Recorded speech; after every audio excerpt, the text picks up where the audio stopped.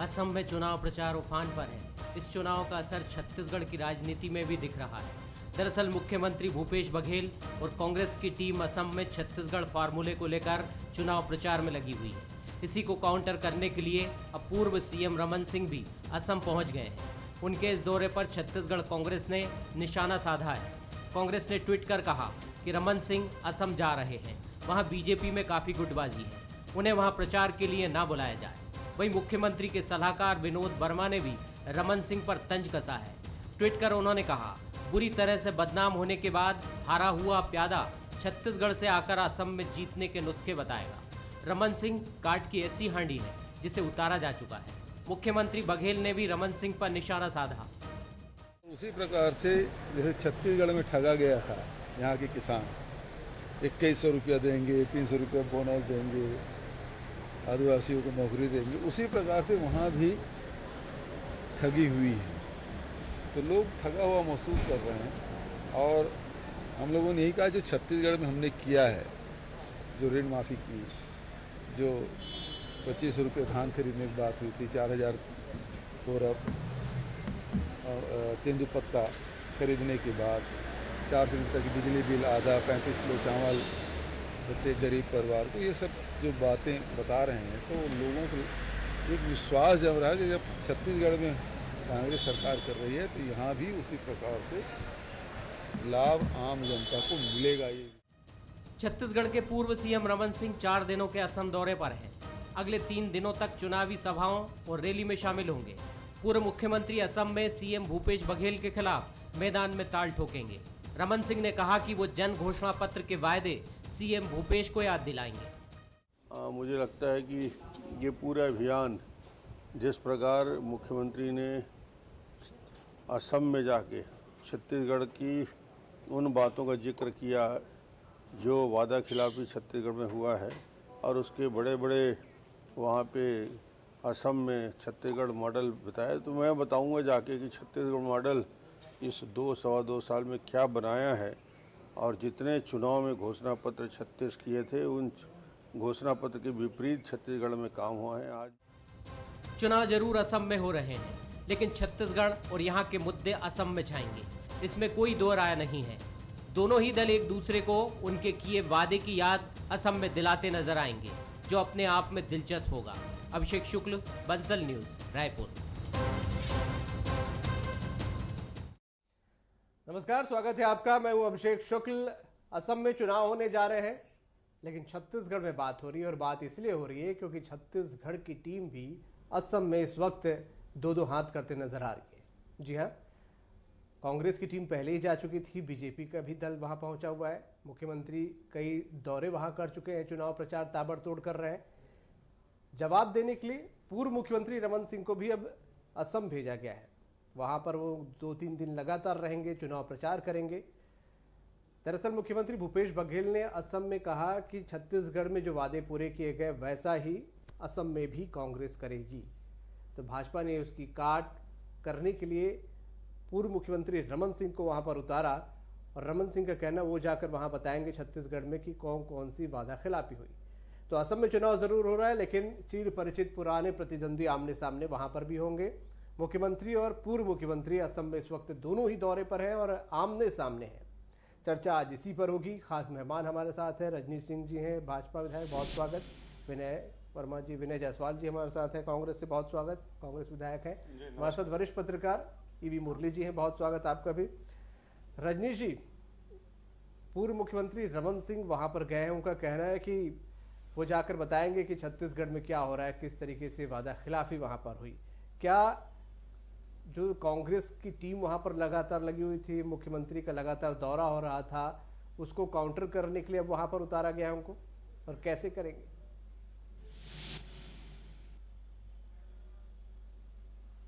नहीं, देखिए अभिषेक जी, छत्तीसगढ़ में सरकार को बने 2.5 साल हुआ है, और लगातार अभी हमारे मित्र जी हैं जवाब देंगे, इसके पहले जितने कांग्रेस के लोग बैठते थे और सरकार में बड़े बड़े पदों पर रहने वाले, ये सब कहते थे कि हमने 24 वादे पूरे कर दिए। कोई बोलता था 28 कर दिए, कोई बोलता था 30 कर दिए। विधानसभा में जब प्रश्न लगा तो लिखित में सरकार का जवाब आया 14 वादे पूरे किए हमने। सूची में नाम नहीं था कौन से 14 वादे। जब पूछा गया तो बताया गया कि ये वादा पूरा हुआ, ये वादा पूरा हुआ, और वो भी 5-6 में जाके अटक गया। अभी ये 14 वादे गिन के नहीं बता पा रहे हैं और यहाँ से जा करके असम में बड़ी बड़ी बात कर रहे हैं कि हमने जो छत्तीसगढ़ में विधानसभा के पहले बोलते थे वही बात वहाँ कर रहे हैं। अब यहाँ इनके बड़े नेता नहीं बोल पा रहे हैं क्योंकि तुरंत आप जैसे पत्रकार पूछ लेते हैं कि आपने विधानसभा में तो 14 बोला था और उसमें भी जवाब नहीं दे पाए थे, कौन से 14। तो वही वो झूठ बात कर रहे हैं, सिर्फ मुंह जुबानी बात कर रहे हैं कि बड़े बड़े हमने छत्तीसगढ़ में वादे किए थे, पूर्ण कर लिए। कोई वादा पूर्ण छत्तीसगढ़ में नहीं हुआ है, वहां भी नहीं होगा। और वहां की जनता यदि ये सोचते हैं कि हम जा करके वहां छत्तीसगढ़ जैसे उनको बरगला लेंगे तो नहीं होने वाला है। वहां के जो 15 साल में इनकी सरकार रही है, जो कुशासन रहा है, और 5 साल में माननीय सदानंद जी सोनोवाल का जो काम रहा है वहां असम में, वो काम के आधार पर और इनका पहले ही जो वहां भी वादा किए हैं, हम CAA लागू नहीं होने देंगे। कैसे नहीं होने देंगे? केंद्र के कानून को क्या रोक सकते हैं? जैसे यहाँ उन्होंने कहा कि 2500 रुपया हम समर्थन मूल्य MSP देंगे, विनय जी से भी टिप्पणी ले लेता हूं। समर्थन मूल्य देंगे। उनको मालूम था कि समर्थन मूल्य केंद्र सरकार देती है। जी रजनी जी, अब रोना रो रहे हैं कि हमको मोदी जी अनुमति नहीं दे रहे हैं, मोदी जी अनुमति नहीं दे रहे हैं। पूर्व मुख्यमंत्री रमन सिंह को भाजपा ने काउंटर करने के लिए उतारा है वहां पर, और आज आप लोगों की तरफ से भी ताबड़तोड़ हमला हुआ है। आप लोगों का कहना था कि काट की हांडी बार बार नहीं चढ़ती। क्या डॉक्टर रमन सिंह सफल नहीं होंगे या उनको आप लोग टारगेट कर रहे हैं क्योंकि वो काउंटर करने जा रहे हैं इसलिए? अभिषेक सिंह जी हमारे जो रजनीश जी माननीय विधायक हैं, हमारे साथी हैं, उनकी बातों को सुन रहा था। और आपने आज असम चुनाव में जो ये डिबेट रखा है, आपको बहुत धन्यवाद देता हूँ। और कल मैं स्वयं भी असम जा रहा हूँ। निश्चित रूप से अभिषेक जी, जो काम छत्तीसगढ़ की सरकार ने किया है, अभी हमारे रजनीश भाई बोल रहे थे कि हमारे जो 36 घोषणाएं थी उसमें हमने 14 घोषणा को पूरा किया है। मैं माननीय को बताना चाहूंगा कि पहली बार राज्यपाल के अभिभाषण में किसी घोषणा पत्र को जगह दिया गया है और जो सरकारी डॉक्यूमेंट के रूप में हम उसको लिए चैलेंज लिए हैं और वो पूरा काम कर रहे हैं। सबसे बड़ा जो हमारा ये वादा था छत्तीसगढ़ के किसानों से कि हम उनका कर्जा माफ करेंगे, 2 घंटे के अंदर 10,000 करोड़ से ज्यादा का कर्जा माफ किए हैं।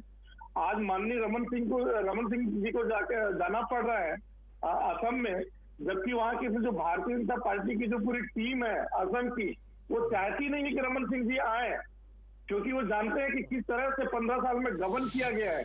आज जब 2500 रुपए किसानों को देने का काम छत्तीसगढ़ की सरकार कर रही है, तो निश्चित रूप से माननीय भूपेश बघेल जी के असम जाने के बाद पूरा सिनेरियो चेंज हो गया है।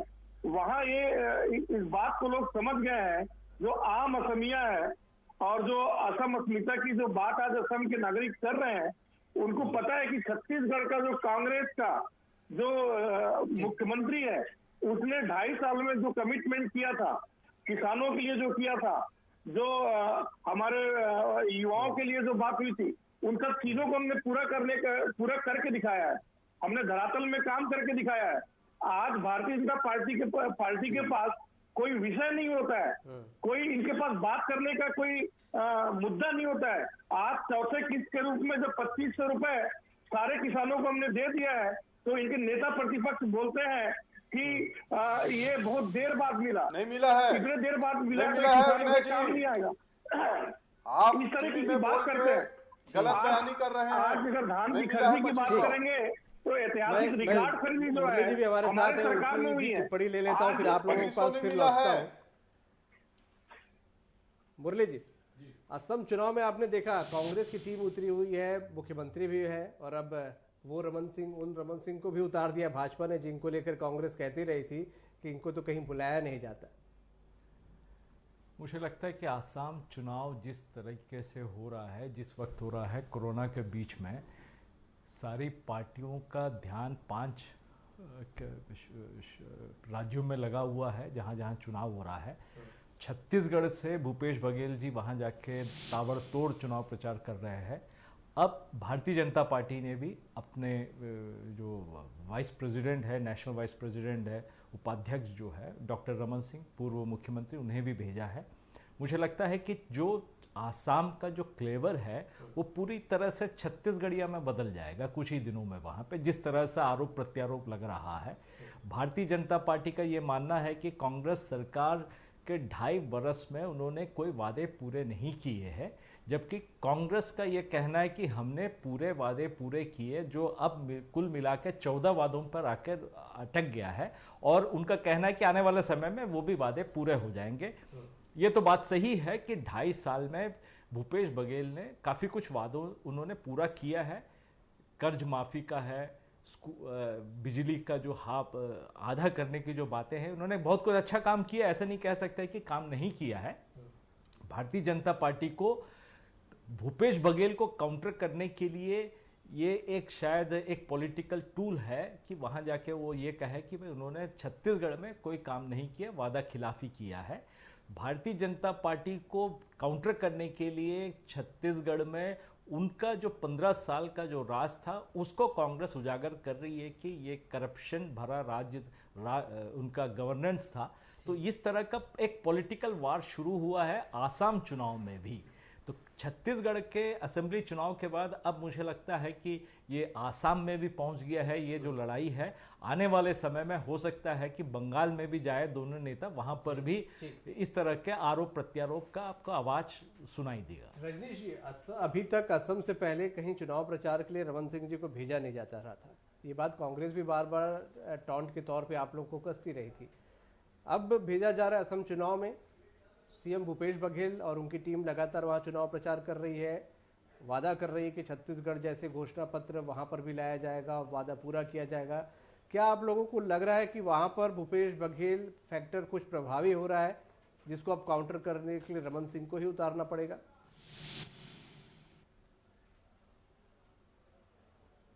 नहीं, देखिए अभिषेक जी, डॉक्टर रमन सिंह जी कई राज्यों में चुनाव प्रचार के लिए गए हैं। यदि हमारे कांग्रेस मित्रों को नहीं मालूम है तो उनको तो अभी 2-4 जुम्मा हुआ है, नहीं तो ये तो कभी कहीं आते जाते नहीं थे ना। अभी भी आ जा रहे हैं, सब पिकनिक में जा रहे हैं।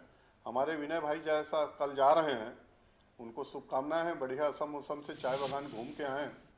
तो ये तो सब घूमने जाते हैं। रमन सिंह जी महाराष्ट्र चुनाव में गए हैं, यूपी चुनाव में गए हैं, उत्तराखंड चुनाव में गए हैं। ऐसा नहीं है इनको पिछला कुछ ज्ञान नहीं है। अभी बोल रहे थे विनय जायसवाल जी, हमारे मित्र हैं, कि रमन सिंह जी को वहां कोई नहीं बुलाना चाहता। अरे साहब, अपने पार्टी का तो थोड़ा ध्यान रख लो। आपके राष्ट्रीय अध्यक्ष, पूर्व राष्ट्रीय अध्यक्ष जी जहां जहां जा रहे हैं, डूब रहे हैं, उसकी चिंता नहीं करते। भारतीय जनता पार्टी के नेता को नहीं बुलाना चाह रहे हैं, आपके पास जानकारी। और जो रमन सिंह जी गए हैं, इनको मालूम है कि जो आसाम में छत्तीसगढ़ के रहने वाले लोग हैं, रमन सिंह जी की वहाँ काफ़ी लोकप्रियता है, क्योंकि 15 साल में वो आए हैं, देखें यहाँ क्या क्या योजनाएं चली हैं। और इनका झूठ को जब बौखलाएं क्यों हैं, इनका झूठ का पर्दाफाश होने वाला है। 2 घंटे में कर्जा माफ कर दिए। आपके राष्ट्रीय अध्यक्ष तत्कालीन 15 क्विंटल का मैं लिमिट खत्म कर दूंगा, बड़े बड़े उनका वीडियो है, सबका कर्जा माफ। कोई राष्ट्रीयकृत बैंक नहीं, कोई छोटा किसान नहीं, बड़ा किसान नहीं। अरे किस बात। अच्छा, अभी और मजेदार बात, किसानों के भी जो अभी हम असम इसमें पश्चिम बंगाल में सुन रहे हैं कट मनी टोलाबाजी, ये किसानों के साथ भी टोलाबाजी कर दी है। 200 करोड़ का धान खरीदी में, धान के बोरे में किसी ने नहीं सोचा था कि ये कांग्रेस सरकार बोरा क्यों नहीं खरीद रही है केंद्र सरकार से, क्यों जूट आयुक्त को ऑर्डर नहीं दिया। उसके पीछे कारण था ये 4 करोड़ 5 लाख बोरा किसानों से लिए हैं 15 रुपये के हिसाब से। 60 करोड़ रुपया देना, उसमें 23 करोड़ दिए हैं, 37 करोड़ नहीं दिए हैं। और उनको मिलेगा जब ये चावल लेंगे तो केंद्र सरकार को एफसीआई के माध्यम से 58 रुपया 65 पैसे, वो लगभग 180 करोड़ से 200 करोड़ रुपया होता है। तो 43 रुपया पर बोरे उसमें कमा रहे हैं। किसानों के साथ ऐसा धोखेबाजी किए हैं। अभी विधानसभा में प्रश्न कुल मिलाकर डर लग रहा है। ये आरोप रजनीश जी यहाँ पर लगा रहे हैं, इसलिए बौखलाहट में, क्योंकि वहां पर पर्दाफाश होगा, इसलिए बौखलाहट सामने आ रही है। रजनीश जी का कहना है, इसलिए आप लोग असम दौरे से कैसे इनका जवाब आता है, बौखला रहे। विनय जायसवाल जी, अभिषेक जी, मरवाही भी माननीय रमन सिंह जी गए थे, बहुत सारी सभाओं को लिए, बहुत बड़ी बड़ी बातें हुई कि कांग्रेस वहाँ चुनाव हार रही है, यहाँ से उल्टी गिनती चालू होगी छत्तीसगढ़ में। 37,000 के रिकॉर्ड वोट से वहाँ मरवाही में हमने चुनाव जीता। आज असम में माननीय भूपेश बघेल जी के जाने के बाद इनके जो केंद्रीय नेताओं के हाथ के तोते उड़ गए। अभिषेक शुक्ल जी, उनके पास कोई जवाब नहीं था। माननीय भूपेश बघेल जी ने वहां जो ताबड़तोड़ दौरे करके जो अपने छत्तीसगढ़ की अस्मिता की जो बात की है, छत्तीसगढ़िया की जो बात की है, जो कमिटमेंट पूरा करने की जो बात की है अभिषेक जी, वहाँ भारतीय जनता पार्टी के जो बड़े लीडर हैं, इनके जो जो इनके राष्ट्रीय अध्यक्ष हैं, जो केंद्रीय मंत्री हैं, इनको कुछ समझ नहीं आया कि क्या करे क्या नहीं करे। अब उनको रमन सिंह जी को बुलाना पड़ रहा है कि भाई ऐसा क्या कर दिया है कि यहाँ असम में जो है मामला एक तरफा हो गया है और कांग्रेस भारी बहुमत से वहां जीतने वाली है। जिस तरीके से छत्तीसगढ़ में 70 सीटों के साथ जो 2/3 बहुमत कांग्रेस को विनय मिला जी, है, आप लोग पहले आज स्थिति टॉन्ट असम में। मारते थे कि इनको कहीं प्रचार में बुलाया नहीं जाता। अब जब वो प्रचार में जा रहे हैं तो भी आप लोग टॉन्ट मार रहे हैं कि काठ की हांडी बार बार नहीं चढ़ती। अभिषेक जी, हम तो चाहते थे कि ये रमन सिंह जी वहां जाए और